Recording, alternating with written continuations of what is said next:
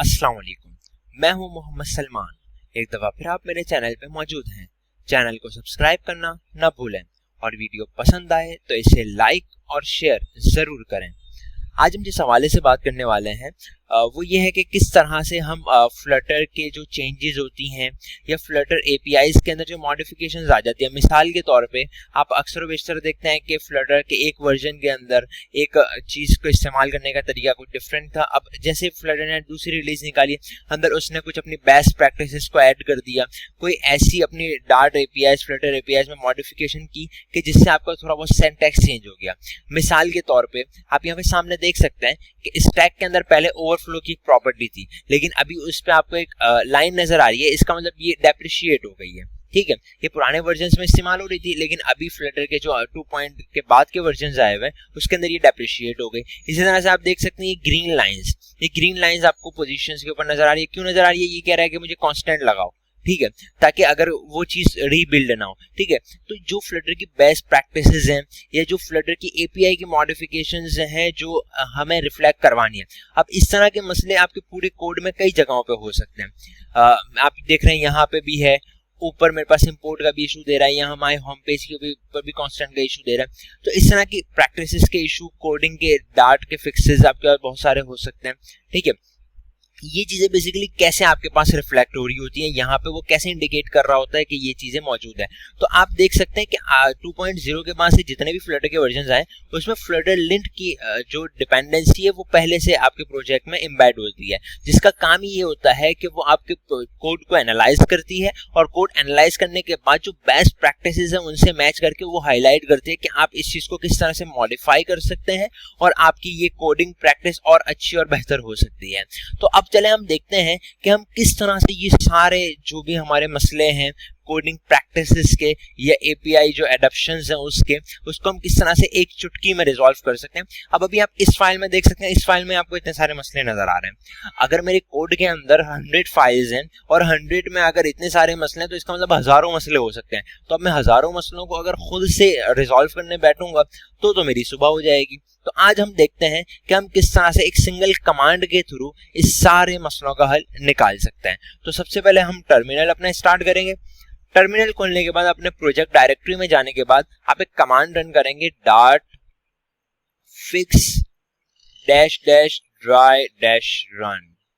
ठीक है, ये बेसिकली कमांड क्या करती है, आपके कोड को एनालाइज करना शुरू करती है और उसके बाद वो पॉइंट्स आइडेंटिफाई करती है कि जो कोडिंग प्रैक्टिसेस या एपीआई मॉडिफिकेशंस के इश्यूज हैं, और उसको वो क्या करती है कि हाईलाइट करने के बाद आपसे कंफर्मेशन समझने एक तरह से लेती है कि ये मसले हैं। अब आप सेकंड कमांड चलाने के बाद आप उसको इजीली ऑटोमेटिकली रिजॉल्व कर सकते हैं। आपको कुछ जाके कोड नहीं करना, हम खुद आपके लिए ये काम कर देंगे।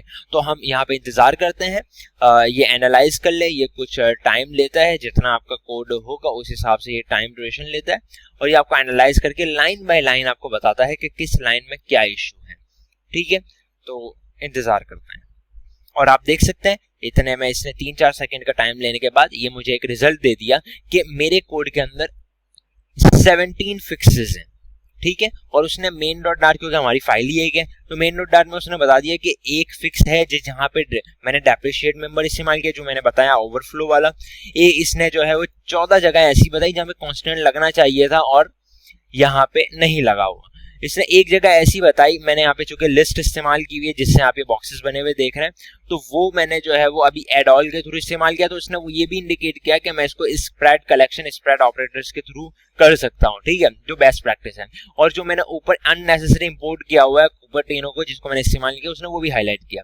अब इसको मुझे रिजॉल्व करना है, मैं कोडिंग में कुछ नहीं करूंगा, मैं सिंपल एक कमांड चलाऊंगा, डॉट फिक्स अप्लाई। तो ये क्या करेगा, ये जो भी इसने मॉडिफिकेशंस निकाली थी उन सबको क्या कर देगा, रिजॉल्व कर देगा और ये फिक्स अप्लाई कर देगा इसके ऊपर। तो ये भी कुछ टाइम लेगा, तो इंतजार करते हैं हम, उसके बाद देखते हैं कि क्या मैजिक होता है। और देख सकते हैं आप, इसने जो है वो 17 फिक्सेस कर दी हैं हमारी फाइल में। और अब मैं जैसे अपने कोडिंग में जाऊंगा, ऊपर से क्यूबरटीनो चला गया है, ये होम पेज के वहाँ कांस्टेंट लग गया है। इसके अलावा जो है वो आप देख सकते हैं कि यहाँ पे मैंने पहले ओवरफ्लो की प्रॉपर्टी इस्तेमाल की हुई थी, उसने इसके जो ऑल्टरनेट आया हुआ है उससे इसको चेंज कर दिया। इसके अलावा यहाँ पे आप देख सकते थे, यहाँ पे ऐड ऑल करके मैंने लिस्ट को ऐड किया था, लेकिन जो अच्छी प्रैक्टिस नहीं थी तो इसने स्प्रेड ऑपरेटर के थ्रू इसको कर दिया, और जहाँ कांस्टेंट की नीड थी वहां इसने कांस्टेंट भी लगा दिया। तो ये सारी जो भी कोडिंग थी वो इसने खुद कर दी हमारे लिए, हमें इसके लिए कुछ भी नहीं करना पड़ा। तो उम्मीद है आपको ये वीडियो अच्छी लगी होगी, पसंद आई होगी। ये आपके बड़े से बड़े कोड्स को जो है वो रिफैक्टर करने में और फिक्सेस करने में बहुत इजीली मदद देगा, जो कि चुटकी में आपका कोड जो है वो बेस्ट प्रैक्टिस पे आ जाएगा। तो बिल्कुल वीडियो पसंद आई है तो इसे लाइक और शेयर करें, अपना ख्याल रखें, मिलते हैं अगली वीडियो में। अल्लाह हाफिज।